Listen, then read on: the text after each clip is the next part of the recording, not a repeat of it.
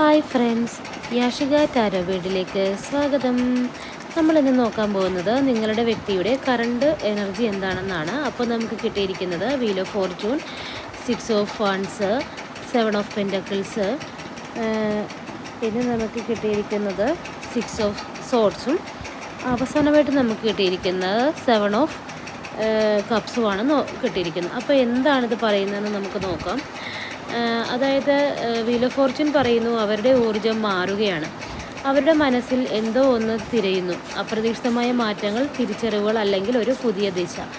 അവർ ഇപ്പോൾ ഒരു സ്തംഭനാവസ്ഥയിലല്ല. 6 of once പറയുന്നു അവർക്ക് വിജയമോ അംഗീകാരമോ വേണം. ഈ വ്യക്തി ആത്മവിശ്വാസം, ബഹുമാനം, ബന്ധത്തിൽ വിജയം എന്നിവ അനുഭവിക്കാൻ ആഗ്രഹിക്കുന്നു. ഇവിടെ അഹങ്കാരവും ഒരു ചെറിയ പങ്കുവഹിക്കുന്നു.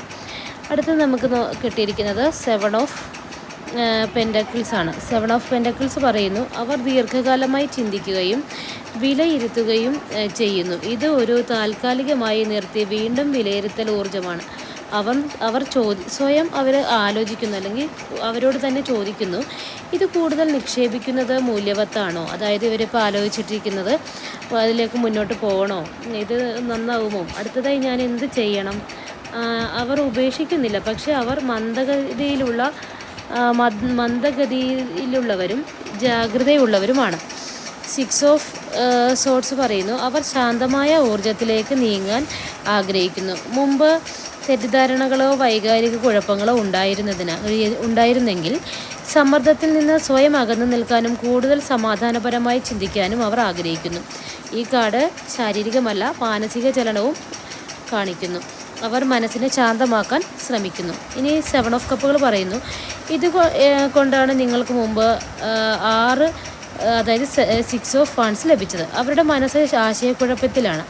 അവർക്ക് ഒന്നിലധികം ചിന്തകൾ, ഭയങ്ങൾ, സാധ്യതകൾ അല്ലെങ്കിൽ വൈകാരിക ഓപ്ഷനുകൾ ഉണ്ട്. എന്ത് തീരുമാനമെടുക്കണമെന്ന് അവർക്ക് ഉറപ്പില്ല. ഈ ആശയക്കുഴപ്പം അവരെ പിന്നോട്ട് പോയി വ്യക്തമായി ചിന്തിക്കാൻ പ്രേരിപ്പിക്കുന്നു. അതായത് എത്രയേ ഉള്ളൂ, അവർ നിങ്ങളോട് നെഗറ്റീവല്ല, അവർ അനിശ്ചിതത്വത്തിലാണ്. വ്യക്തത കണ്ടുപിടിക്കാൻ ശ്രമിക്കുന്നു. അവർക്കൊരു വ്യക്തമായിട്ടൊരു തീരുമാനമെടുക്കാൻ ഇപ്പോൾ അവർക്ക് കഴിയുന്നില്ല. എന്നാൽ അവർ നിങ്ങളെ ഉപേക്ഷിച്ച് കളയുകയല്ല, പക്ഷേ ഒരു തീരുമാനത്തിലേക്ക് എത്തിക്കാൻ വേണ്ടി അവർ ഒന്ന് സൈലൻ്റായിട്ടൊന്ന് സ്ലോ ആയിട്ട് ചിന്തിക്കുന്നു എന്നാണ് നമുക്കിവിടെ കാണാൻ പറ്റുന്നത്. ഇതാണ് ഇന്നത്തെ എൻ്റെ റീഡിങ്. എൻ്റെ റീഡിങ് ഇഷ്ടമായിട്ടുണ്ടെങ്കിൽ എൻ്റെ ചാനൽ സബ്സ്ക്രൈബ് ചെയ്യുക, ലൈക്ക് ചെയ്യുക, ഷെയർ ചെയ്യുക. താങ്ക്